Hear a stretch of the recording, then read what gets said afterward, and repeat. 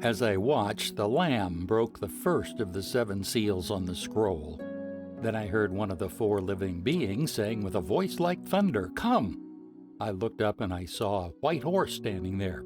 Its rider carried a bow and a crown was placed on his head. He rode out to win many battles and gain the victory. When the Lamb broke the 2nd seal, I heard the 2nd living being say, "Come!" Then another horse appeared, a red one. Its rider was given a mighty sword and the authority to take peace from the earth. And there was war and slaughter everywhere. When the Lamb broke the 3rd seal, I heard the 3rd living being say, "Come!" I looked up and I saw a black horse, and its rider was holding a pair of scales in his hand. And I heard a voice from among the 4 living beings saying, "A loaf of wheat bread or 3 loaves of barley will cost a day's pay, and don't waste the olive oil and wine."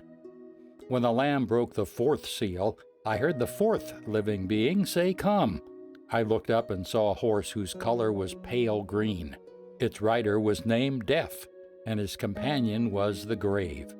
These 2 were given authority over 1/4 of the earth, to kill with the sword and famine and disease and wild animals.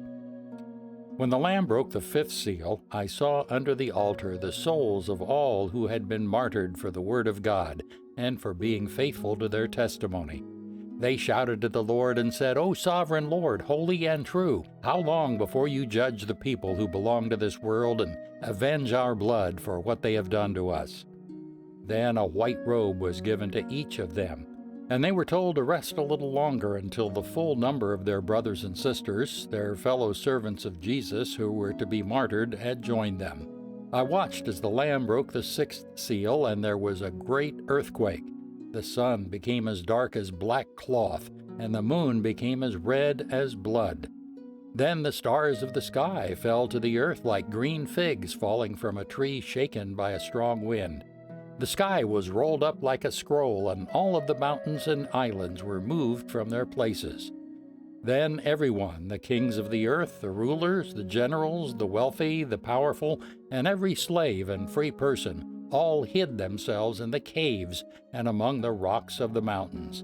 And they cried to the mountains and the rocks, "Fall on us and hide us from the face of the one who sits on the throne and from the wrath of the Lamb."